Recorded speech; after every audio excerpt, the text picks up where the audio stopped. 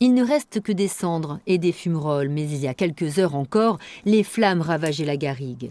L'incendie a débuté hier en début d'après-midi. Parti de Yenne, il a embrasé la colline au-dessus du lac du Bourget, sur une dizaine d'hectares. Il a fallu près de 20 heures pour en venir à bout. 80 sapeurs-pompiers de la Savoie et de l'Ain ont œuvré toute la nuit pour l'éteindre.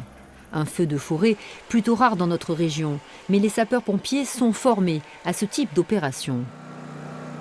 C'est vrai que l'été est un peu caractéristique, donc les massifs sont secs, et du coup on se prépare à ça. C'est-à-dire qu'on n'en fait pas souvent, mais on est quand même prêt à ça.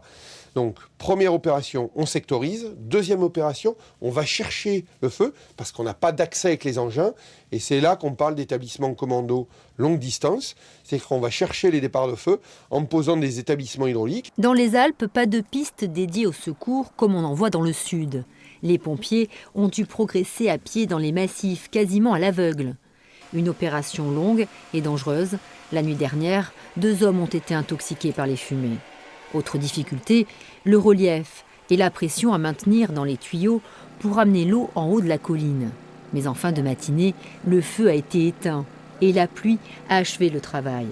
L'enquête s'oriente a priori vers une cause accidentelle. Le feu serait parti d'une habitation située au pied de la falaise. D'après les premiers éléments, un particulier y faisait du bricolage.